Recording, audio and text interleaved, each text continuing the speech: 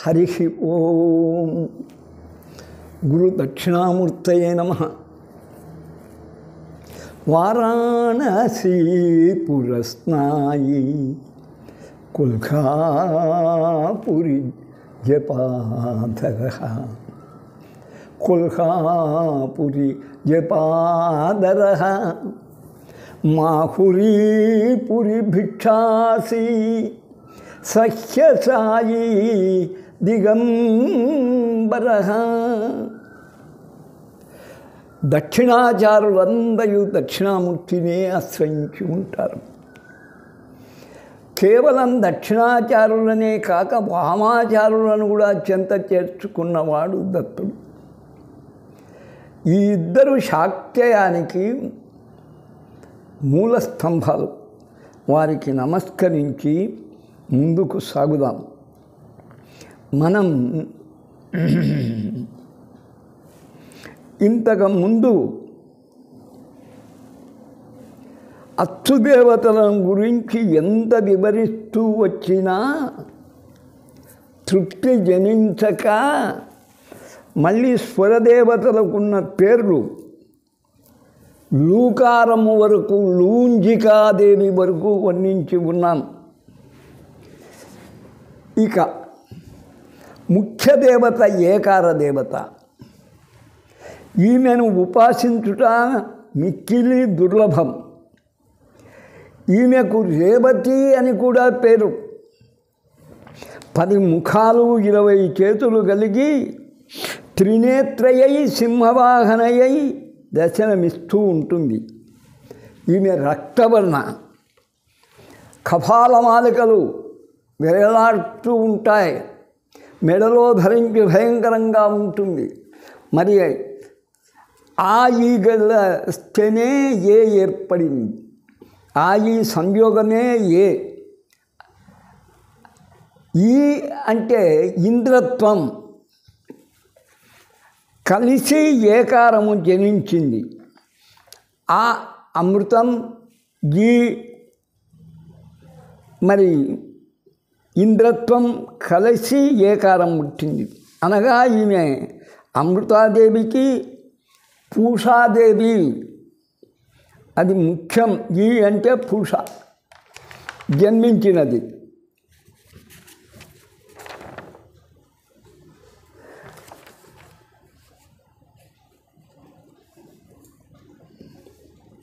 ఈమె మహాతామసి. కానీ స్వభావము బట్టి వెన్నెల. రేవతీదేవి బలరాముని భార్య. ఒక విచిత్రమైన కథ ఉంది. రేవతి తండ్రి బ్రహ్మలోకానికి వెళ్ళి నా కుమార్తెకు వరుడు ఎవరో నిశ్చయించమని అడిగాడు. అయ్యా, నువ్వు ఇక్కడికి వచ్చే వాళ్ళకే మీ మానవ కాల ప్రకారం ఎంతకాలం పట్టింది, మళ్ళీ తిరిగి వెళ్ళే వాళ్ళకి ఎంతకాలం పడుతుంది, మీ మానవ ప్రకారంగా నిజంగా ఆమె వయస్సు నిర్ణయించవాలంటే ఏ 1000 ఏళ్ళు అవుతుంది. మరి నీ కూతురికి తగినటువంటి వరుడు ఎవరా అని నిర్ణయించాలి అంటే ఆదిశేషుడే బలరాముడై ద్వాపరయుగంలో ద్వారకలో ఉంటూ ఉన్నాడు. ఆయనకు నీ బిడ్డని ఇయ్యిపో అని చెప్పడం, బలరాముడు ఆమెను వివాహం ఆడడం జరిగింది. ఈమెకు 20 ఆయుధాలు. ఆయుధాల్లో ముఖ్యమైనది జపమాల, కమండలు, చిన్ముద్ర. ఈ చిన్ముద్రకే జపమాల కూడా వేయవచ్చు ఇక్కడ. మరి ఇవెల్ల కూడా జ్ఞానానికి నిదర్శనం.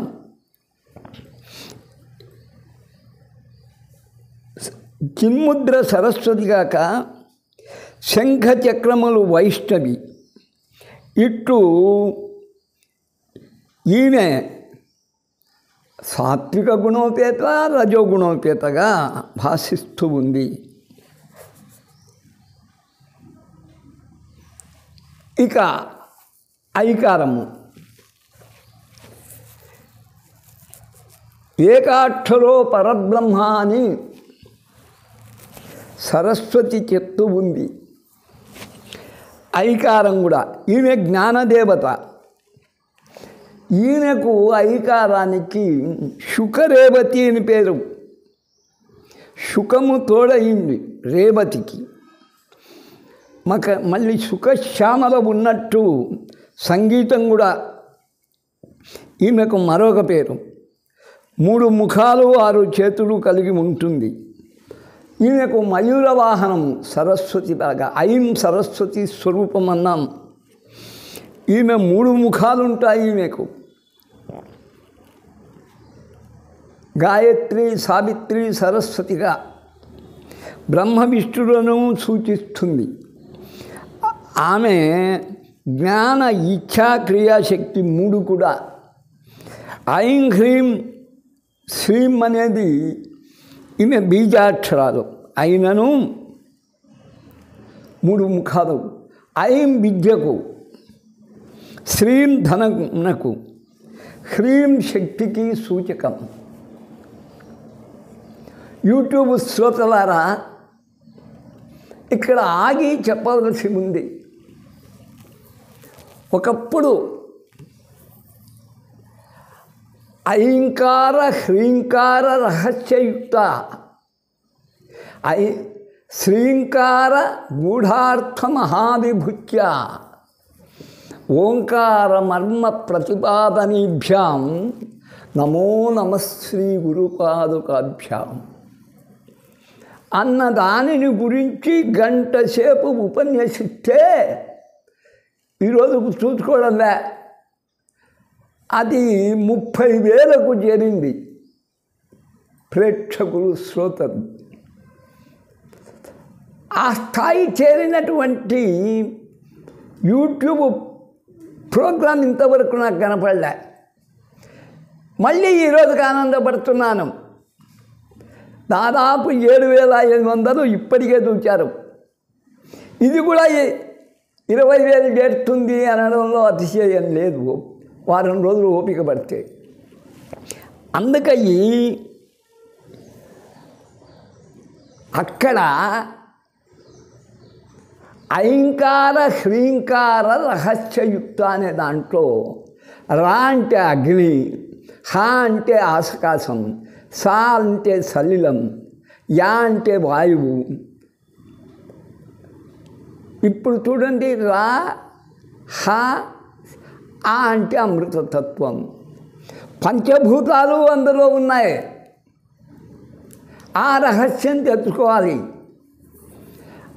ఐంకార హ్రీంకారాలు అతి రహస్యమైనది అని మనం అనుకుంటాం. పంచప్రకృతి స్వరూపాలు అమ్మవి అని ఆ రహస్యంలో దాగి ఉన్న రహస్యం. మళ్ళీ హ్రీంకార కూడా చేర్చాడు. హ్రీంకారం శక్తి స్వరూపము. హకారము, రకారము, ఈకారము లక్ష్మీప్రదం. మకారం మమతానురాగాలకు మహి. ఇలా ఈ 2 అది ఉత్పత్తికి, ఇది వికాసమునకు. హ్రీం అంటే అనేక శక్తుల ఉద్భవానికి కారణం. అది ఇచ్ఛాశక్తి అయితే ఇది క్రియాశక్తి. ఇలా ఈ రహస్యం తెలుసుకున్నవాడును గురువుకి ఆ స్థాయి ఉండాలి. శ్రీంకార గూఢార్థ మహావిభుత్య. శ్రీం అంటే శాంతి, సుఖము సమకూర్చే శం అనేది శనేశ్వరుని బీజం, శంకరుని బీజం. శం శంకరాయ నమః అంటే శం అంటే సుఖము, ఆనందము, శాంతి, గౌరవము అన్నీ శంలో ఉన్నాయి. మళ్ళీ శ్రీయం అంటే శ్రేయస్సు కూర్చున్నది. శ్రీయము అంటే డబ్బు, శ్రీ అంటే డబ్బు.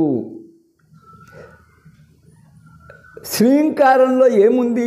ఆశ్రయం ఇచ్చిన గుణం ఉంది, ఆశ్రయం ఇచ్చిన వారిని ఆదరించే గుణం ఉంది, వారికి కావలసినటువంటి అవసరాలు తీర్చే సర్వ సంపదలు ఉన్నాయి. అందుకే గూఢార్థం. ఈ గూఢార్థం అంటే ఇది కూడా రహస్యార్థంలాగానే. గూఢముంటే తొడ, అంకస్థిత అర్థపేటి అంటాడు మనువ చరిత్రలో అల్లసాని పెద్దన. తొడ మీద పెట్టుకున్న డబ్బు లాంటిది. ఎక్కడో ఇంట్లోకి పోవల్లా, లేచి ఆ గుడి దగ్గరికి పోవాలా, పెట్టె దగ్గరికి పోవాలా, ట్రంకు దగ్గరికి పోవాల్సిన పని లేదు, బీరువా దగ్గరికి పోవాలి. తొడ మీదనే ఉంది, వినియోగించుకోవచ్చు. అందుబాటులో ఉన్న అర్థం. వైశ్యుడు ఆ పని చేస్తాడు, వ్యాపారం చేసేటప్పుడు ఆ పెట్టె దగ్గరనే పెట్టుకొని ఉంటాడు. ఇస్తుంటాడు, తీసుకుంటాడు, చిల్లర పెద్దది అంతా. అంకస్థిత అర్థపేటి అదే. శ్రీంకార గూఢార్థం ఉంటే తొడపై ఉన్న ధనము లాంటిది అని ఒక అర్థం, రహస్యార్థం. మహావిభూత్య, ఆ మహాలక్ష్మి అనే నవనిధులు ఉన్నాయి, అష్టైశ్వర్యాలు ఉన్నాయి. మరి ఈ 3 అక్షరాలు చాలు శాక్తేయులకు. ఐం హ్రీం శ్రీం చెప్పాను, ఇవి మళ్ళీ చెప్తూ ఉన్నాను, వీటికి మించిన అక్షరాలు లేవు. ఐం హ్రీం శ్రీం లలితవి, ఐం క్లీం సౌ బాలవి, ఐం హ్రీం శ్రీం ప్రతి లలితా మంత్రానికి ముందు చేరుస్తే అనంత శక్తి. ఓంకారమర్మ ప్రతిపాదనీభ్యాం, ఒక శాక్తేయ మతాలు కాకుండా వైష్ణవం కానీ, శైవం కానీ, సౌరం కానీ, గణపత్యం కానీ, కౌమారం కానీ, ఏ మతానికి పోయినా ఓంకారం అనే ప్రణవము ముందు చేర్చుకోవాలి. ప్రతిపాదన అది చేస్తుంది. కానీ మనకు అవసరం లేదు. మీకు ఎన్నోసార్లు చెప్పాను, ఓంకార ప్రణవం కావచ్చు, సూర్యుడు ఓంకార నినాదం చేస్తూ ఉండవచ్చు, కానీ అమ్మ దగ్గరికి వచ్చేవాడికి ఐం హ్రీం శ్రీం చాలు. ఇది తెలియజేసేవాడే గురువు, సద్గురువు. అతని పాదాలకు నమస్కారం అన్నాం. కేవలం ఎన్నిసార్లు చెప్పుకున్నా గురు బ్రహ్మ, గురు విష్ణు, గురుదేవ ఈశ్వర, గురు సాక్షాత్ పరబ్రహ్మ తత్మైతే ఎవరిని అడిగినా అదే. రికార్డు అరిగిపోయింది రికార్డు. బ్రహ్మ విష్ణు మహేశ్వరు పుట్టించి పెంచి పోషించేది. ఐములో అర్థం లేదా? వాళ్ళు కాదు, వాళ్ళ వెనుక ఉండి శక్తిగా నడిపిస్తున్న ఐం సరస్వతి, హ్రీం శక్తి గౌరీ, శ్రీం లక్ష్మి. వాళ్ళు లేనిది వీళ్ళు లేరు. శక్తి లేనిది, చైతన్యమే లేనిది నిర్జీవం. శివుడు కూడా శవం. అందుకని ముందు అది గ్రహించండి. నిజంగా ఆనందపడుతున్న దినాల్లో ఇది ఒకటి. నిన్న సాయంకాలము ఒక పరిపూర్ణ దీక్ష పొందిన శిష్యుడు వచ్చి, గురువుగారు 6200 చేరిందయ్యా అప్పుడే 3 రోజులకు అన్నాడు. ఏముడిదిరా అంటే ఇదన్నాడు. వాడిని ఉండేటప్పుడే 400 6600 పడిపోయారు. 400 చేరి ఇప్పటికి 7600కు చేరి. ఏది ఎట్లయినా ఇలాంటి ఎందరో పెడుతూ ఉన్నారు, అభినందనలు తెలియజేస్తూ ఉన్నారు. నేను కోరేది అదే. ఈ గురువు గారు 83 ఏళ్ళు కాదు 93 ఏళ్ళ వరకు ఉండని అని కోరుకోవడం. నేను బ్రతకాలని కాదు. లలితా ప్రచార సమితి ఒకటి చేర్చాను కాబట్టి, శాక్తేయుణ్ణి కాబట్టి, శక్తి యొక్క ఔన్నత్యాన్ని చాటేదానికి ఈ జన్మల్లా వినియోగించుకోవాలి, సంపూర్ణ జన్మ అని నా సంకల్పం కాబట్టి అది కోరుకోండి. ఇంకా ఇది ముద్ర నోచల ఒక 4గురికి దీక్ష ఇస్తున్నాను. ఎప్పుడూ వైశాఖ శుద్ధ పౌర్ణిమ గౌతమునకు జ్ఞానోదయమై బుద్ధునికి జన్మించిన దినము, నిర్యాణమైన దినము, జ్ఞానోదయమైన దినము, ఆ పవిత్ర దినంలోనే పరిపూర్ణ దీక్ష ఇచ్చి శాక్తేయును చేస్తూ ఉన్నాను, దీక్షానామం ఇస్తున్నాను ఒక నలుగురికి. మీరు కూడా ఇది విని అన్ని ప్రకరణలు మంత్రమునంతా కూడా స్వాధీనం చేసుకోలేకపోయినా స్మరణకు తెచ్చుకొని జ్ఞప్తిలో ఉంచుకొని నేను యోగ్యుణ్ణి వస్తే వాళ్ళకు నేను చతుర్దశి వైశాఖ శుద్ధ చతుర్దశి పౌర్ణిమ రోజు ఇక్కడ ఉపదేశాలు ఉంటాయి, దీక్షలు ఉంటాయి, ప్రదానం చేయడం ఉంటుంది. గురువుకు కనీసం కట్టెల మోపన్నా దర్భపోతులన్నా సమర్పించమని ఆనాటి ఆశ్రమవాసులు చెప్పారు. నేను అది కూడా కోరను. మీ నుంచి నేనేం కోరుతా? మీకు లభించేటువంటి పుణ్యంలో 10వ వంతు నాకు వచ్చేస్తుంది. నాలో ఇంకా ఏదైనా పాపపు గుణాలు ఉంటే అవి కొట్టుకొని పోతాయి. అది నేను కోరేది. శిష్యులారా, యూట్యూబ్ శ్రోతలారా, మీరు ప్రోత్సాహం ఇస్తున్నందుకు చాలా ఆనందం. ఇవి కూడా 20,000కు చేరుతాయని చూడగలుగుతారు, వినగలుగుతారు. ఆచరించే వాళ్ళు కూడా కొంత ముందుకు వస్తారు అని భావిస్తూ, మరి శ్రీం శ్రేయస్సు గుర్చేదై, హ్రీం శక్తికి సూచకము, శంకరుని అంతటి వాడు కాగలడు, పునర్జన్మ ఉండదు, జగన్మిథ్య అని శంకరుల వారు చెప్పినా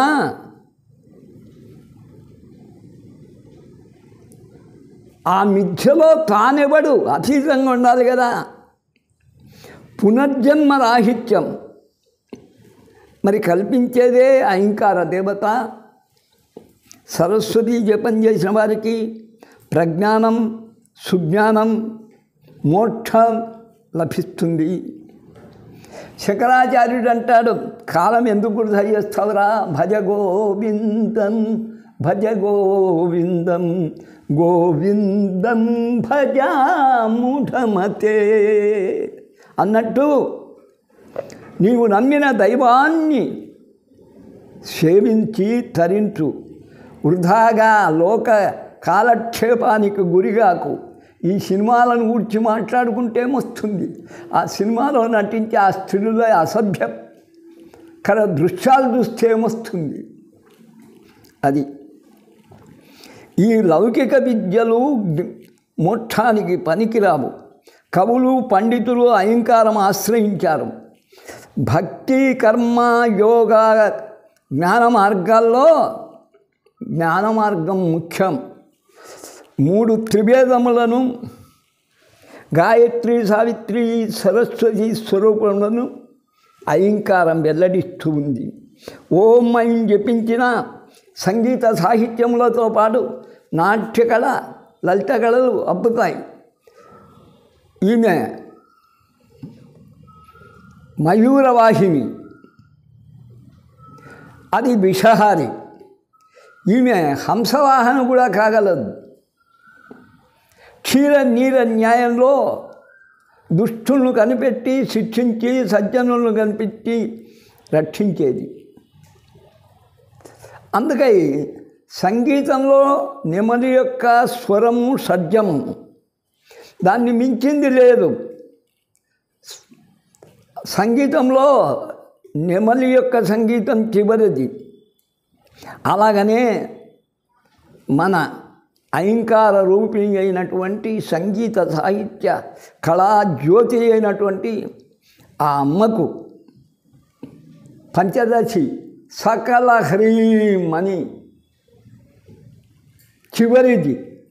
సకల హ్రీం అని కృతజ్ఞత తెలియజేస్తుంది. సకలతో కళలతో కూడింది అని ఆమెకు మన నమస్కారం తెలియజేస్తూ, ఆ బాల్యము నుండి నేను లక్ష్మిని ద్వేషించాను. నిజంగా చెప్తే అమ్మను ప్రసన్నురాలిగా చేసుకునేదానికి ఎన్నో అవస్థలు పడితే ఇప్పటికి స్థితికి నన్ను సరస్వతి కొనరాగలిగింది. సరస్వతి ఉన్న చోట లక్ష్మి ఉండదు అనే మాట అబద్ధం. నేను తృప్తజీవిని. 1,20,000-30,000 పెన్షన్ వస్తుందంటే ఇంక నాకేం కావాలి? ఇక ఓంకార దేవతను అవగాహన చేసుకుందాం. పూర్ణానుస్వరంతో కూడిన ఓంకార దేవత. ఓ అనేదానికి ఓం, ప్రణవాక్షరం ఓం అన్నది. ప్రతి మంత్రానికి ముందు ఉండాలి ఈ ఓంకారం. ఈమెకు అశ్విని అని పేరు, అంటే నక్షత్రములలో మొదటిది. నక్షత్ర రీత్యా ఈమె ప్రథమ దేవత అవుతుంది ఓంకారం. అందుకే ప్రథమ మంత్రమైంది ఓంకారం. అవుటైతే ప్రతి మంత్రమునకు ఓంకారం ప్రథమాక్షరమైంది, అశ్విని కాబట్టి. ఈమెను ఉపాసించిన వారు ఆత్మ సర్వభూతాన్ని తెలుసుకుంటారు. సర్వ ప్రాణికోటిలో చైతన్య రూపమై ఉన్నటువంటి ఆ ప్రాణశక్తి మరి ఒకటే. ఆత్మ సర్వభూతాన్ని. నిద్రాహార మైథునములు సర్వసామాన్యం అన్నట్లు ప్రతి ప్రాణిలో భగవంతుని చూడగలరు. 6 ముఖములు 12 చేతులతో మయూర వాహన అయ్యి దర్శనించును. ఆ అమృతస్వరూపమైన అకార ఉకారమయమైన ఉగ్రదేవత ఉకారం, ఆ అమృతతత్వం పుష్టితో సంయోగము చేసి ఈమెనే పుష్టి అంటారు. ఓంకార దేవత ఉద్భవించింది. ఓంకార జపం ఆయురారోగ్యాలు పెంచుతుంది, సంపూర్ణ తృప్తినిస్తుంది. ఈమె మోక్షదాయిని, ఆనందదాయిని.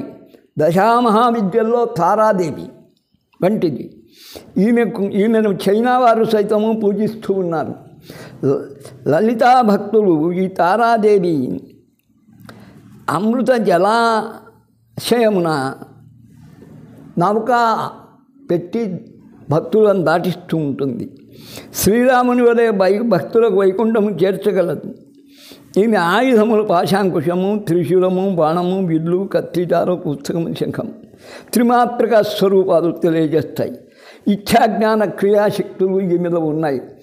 ఐంకార హ్రీంకార చెత్తనే గురుపాదకాభ్యాం. ఐం హ్రీం ఓం రహస్యమును శిష్యులకు వివరించువాడే గురువు. ఈమె తమసోమా జ్యోతిర్గమయ అన్నట్లు జ్ఞానధామమును కొనిపోవును అజ్ఞానం నుండి. దీన్ని మించిన మంత్రం లేదు. ఓం ప్రణవం. మయూర వాహనంతో సర్పభావములను నశింపజేయను. అక్కడికి ఓంకారం. సూర్యుడి నుంచి ఓంకారనాదము నిత్యము ధ్వనిస్తూనే ఉంది అని ఇప్పుడు నాసా వారు తెలియజేస్తూ ఉన్నారు. ఇక ఉపాసనా సిద్ధికి తోడ్పడే ఓంకార దేవతను చర్చించు. ఈమెకు అఘోర అని పేరు. ఇప్పుడే టీవీలో అఘోరం చూచాను. నాలుక తాపి ముడిపడిన కనుబొమ్మలతో నీలవర్ణయ్యి పేరుండ పక్షి వాహనం ఎక్కి 6 చేతులతో అమ్మ దర్శనమిస్తుంది అఘోర. వరదాభయములు డాలు, కత్తి, గదాశూలము ధరించి ఉంటుంది. అకార ఓకార సంయోగమే ఈమె. ఉకారమునందలి ఉపాసన పరిణతి చెంది ఔపాసన అవుతుంది. ఉపాసన నుండి వచ్చిన ఉత్సాహమే ఔపాసనము. రాసగుణోపేత. ఈమె ఏకవీర. కాళిక వలె నాలుక తాపి ఉంటుంది. రక్తపిపాసి, కుటిల, క్రౌర్య చెంతచేరిన వారికి వరదాభయస్థలతో అభయమిస్తుంది. నిత్యదేవత. మరి భేరుండ 4వది. భేరుండాయైచ విద్మహే అని, విషహరాయైచ ధీమహి తన్నో నిత్యా ప్రచోదయాత్ అనే మంత్రంలో విషహరణం భేరుండ ఆమె వాహనం. అవకార దేవతను ఉపాసించిన చతుర్దశ విద్యలు వశమగుడు. అఘోరమతము ప్రత్యేకం. ఇది ఒక ఆచారం. వీరు నిరాహారులు, వాయుభక్షకులు. దీని గురించి అఘోరేభ్యో దఘోరేభ్యో ఘోరఘోరతవేభ్య సర్వేభ్య సర్వేభ్యో నమస్తే అస్తు రుద్రరూపేభ్య అని రుద్రరూపాలు తెలియజేస్తున్నాయి. ఈమెకు అంగద అని ఇంకో పేరు ఉంది. అంగములను దహించున్నది ఆకలి, ఆకలి దప్పు తీరుస్తుంది ఇవి అవు అనేది. అంగదాములు అంటే ఆభరణాలు సమకూరుస్తుంది. అయ్యా, ఇంతటితో నేను సురదేవతల వివరణే కాదు, సమన్వయం కూడా చేసి ఉన్నా, నిత్యాదేవత సమన్వయం కూడా చేసి ఉన్నా. మిగిలినది ఆహారం గురించి మాతృకాన్యాసంలో చెప్పి ఉన్నాను కనుక అది అవసరం ఉండదు. ఇక అగు అమృతాదేవి పూర్ణానుస్వరము చేర్చిన అంకార దేవత జనించును. ఈమె అంకాళి, మహంకాళి, కాళి, మహాకాళి అవుతుంది. ఈమెకు అంజన అని పేరు. అంజనం అంటే కాటక, అదృశ్య వస్తువులను చూడగలిగేది. ఈమె పూర్ణ అనుగ్రహ దేవత. ఉపాసించిన ధనప్రాప్తి లభిస్తుంది. అంజనా హనుమంతుని తల్లి అంజనాదేవి, ఆయన అంజనాపుత్రుడు. తామరకరామని హృదయమునందే నిలుపుకున్నాడు. హనుమంతుడు శైవ వైష్ణవ శక్తులకు ఆదర్శం. ఆయనే రుద్రుడు, విష్ణువును కొల్చడానికి వచ్చాడు. ఈయనను ఆరాధించిన కలుగును వాయుగమనం అలవడుతుంది హనుమంతుణ్ణి. ఈమె చతుర్భుజి, ఈమె పూర్ణకళ, పంచముఖి, సింహవ్యాఘ్రవాహిని. ఈమెకు ఉపాసించిన ప్రాణవాయువు కావలసినంత లభిస్తుంది. కరోనా వ్యాధి నివారణకు చాలామంది మాట్లాడి వాళ్ళు ఈమెను కొలిచి ఉన్నారు. ఇక దేవతను పరిశీలించము. ఈమెలో అజాదేవి అనగా పుట్టుక లేనిది. ఈమె అజాదేవి. ఈమె 3 ముఖములు, సత్వరజో గుణ తమగుణమయాలు. నవావరణ దేవతలో ఈమె చివరిది. చంద్రరేఖాంచిత కిరీటి, పచ్చని వస్త్రం ధరిస్తుంది, బంగారు వర్ణం. ఈమెను ఉపాసకులు మహాత్రిపుర సుందరిగా, మహాలలితగా, మహాదుర్గగా భావిస్తూ ఉంటారు. ఈమె పరిపూర్ణ అమృత కళ. కేవలము అమృతాదేవి, పరిపూర్ణ అమృతాదేవి. షోడశ కళలకు, షోడశ స్వరములకు ఈమె అధినేత్రి. ఈమె సింహవాహన, దుర్గ, రాక్షసును చెండాలి నట్లు ఈమెను భావించవచ్చు. నేను పరిపూర్ణ కళాచంద్ర భాసమానమై ఈమె షోడశ కళా పరిపూర్ణమై భక్తులకు కార్తీక పౌర్ణమి నాటి ఆనందాన్ని కలిగిస్తుంది. నేను మాత్రం లలితా త్రిపుర సుందరిగా ఆమెను భావిస్తూ సేవిస్తున్నాను. అమావాస్య రోజు కూడా ఈమె సదా ఎప్పుడూ ఉంటుంది.